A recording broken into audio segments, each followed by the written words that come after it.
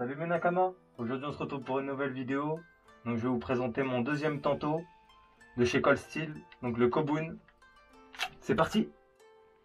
Donc voici le Cold Steel Kobun. Donc l'étui Securex comme d'habitude. Donc celui-là il vient avec cette petite attache, donc pour attacher une sangle ou une ceinture, qui peut être dévissé. Comme vous pouvez voir, vous avez juste besoin d'un tournevis cruciforme et vous pouvez le dévisser et le mettre ailleurs où vous voulez en fait, ou le changer de place. Donc gaucher, droitier par exemple. Voilà. Donc là, on arrive sur la lame. Donc c'est de l'acier japonais OS 8A. Je vous montre. Ici, c'est marqué. Donc OS 8A. Donc acier japonais. Fabriqué à Taïwan. Donc le taux de carbone est de 0,80 en moyenne, en règle générale. Après, comme je l'ai dit précédemment, tout dépend de la fabrication et de l'alliage, donc du mélange de l'acier. Donc la lame est de 14 cm. Le tranchant, parce que comme vous pouvez le voir, il y a une petite séparation là. Donc le tranchant, il est de 13 cm.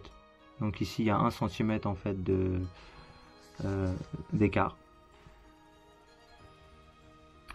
Vous avez une épaisseur ici de 3,5 cm, qui est quand même assez intéressant. C'est pas mal pour un couteau de cette taille là et de ce poids. Il est très léger. Il fait 125 grammes. Donc c'est extrêmement léger. Comme vous pouvez voir, il est très fin. Le manche est très fin aussi. Alors ça conviendra peut-être pas à toutes les mains, parce que le manche est vraiment fin. Même moi qui a des petites mains, comme vous pouvez le voir là, c'est un manche très fin pour moi, déjà. Comme vous pouvez, je vais vous montrer la différence avec mon autre modèle que je vous ai montré dans la première vidéo.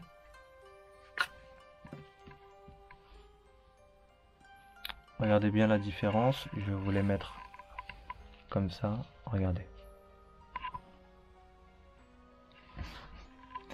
Regardez la différence. Voilà. Ça me paraît clair.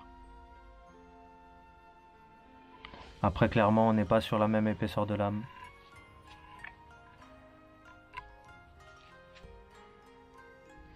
Voilà. Donc là, on a 5 mm et là 3,5. Donc vous voyez bien quand même la différence, elle est vraiment notable. Donc voilà. Donc 125 grammes, c'est vraiment très très léger, très très maniable comme couteau. C'est vraiment très maniable, très léger. Donc l'acier, le OS 8A, donc acier japonais, est un acier vraiment très intéressant, en tout cas pour moi, de mon point de vue. Parce qu'il allie plusieurs choses. Déjà, c'est de l'acier carbone, mais aussi il est inoxydable. Donc ça permet à l'acier de ne pas rouiller. Donc pour tous les gens qui travaillent dans des environnements très humides, dans des jungles, ce genre de choses, votre lame ne rouillera pas, elle va pas s'abîmer, elle va pas corroder. Donc c'est vraiment un très bon acier pour, je dirais, des zones humides, ce genre de choses. Après, c'est de l'acier carbone. Donc comme je vous l'ai dit, après c'est de l'acier carbone. Donc il a 0,80% de carbone dans le mélange. Donc il va avoir une bonne rétention. Il est solide, flexible. Donc ça résiste au choc. C'est un acier qui résiste très bien au choc. Qui va être facile à aiguiser.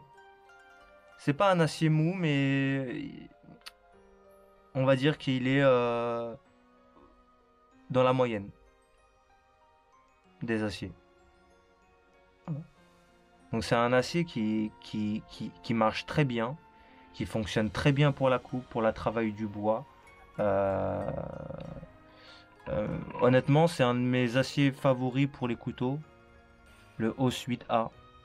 Donc un acier pas cher, mais qui a une bonne longévité, de bonnes performances, une bonne robustesse, qui résiste bien au choc, qui a une bonne coupe et qui s'aiguise bien. Donc clairement, honnêtement, pour un couteau que vous allez utiliser de temps en temps, c'est parfait. Pour la pratique aussi des arts martiaux, ça peut être intéressant pour le combat aussi. Donc voilà. Alors je voulais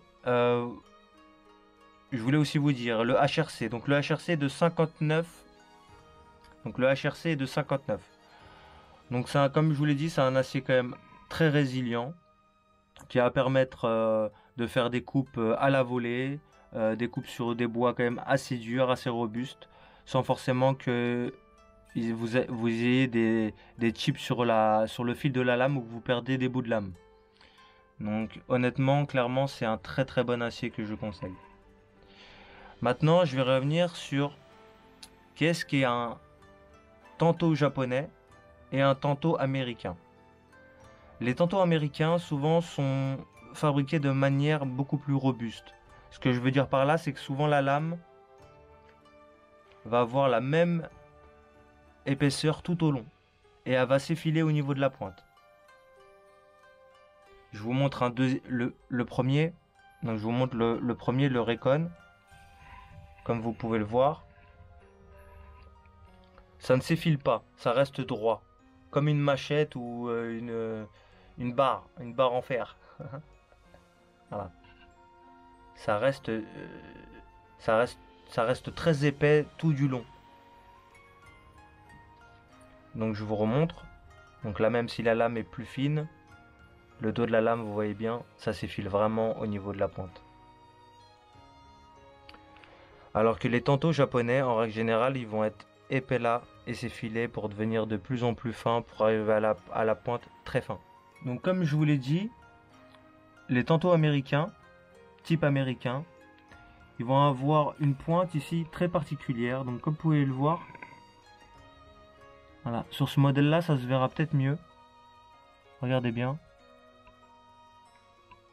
Donc au niveau du Kisaki qui est ici, ça fait vraiment une séparation presque en angle, je dirais à 45 degrés, à peu près. Voilà. Donc ça, c'est un tanto américain, dans la construction. Vous pouvez voir aussi ici le Kisaki qui est plutôt arrondi. Voilà, voilà, comme vous voyez ici le Kisaki, hop, qui est très arrondi. Maintenant, je vais vous montrer une construction un petit peu plus typique japonaise pour que vous voyez la différence entre les deux. Donc voilà. Là, je vous montre un petit peu plus à quoi ressemble un tanto japonais en termes de géométrie, en termes de pointe.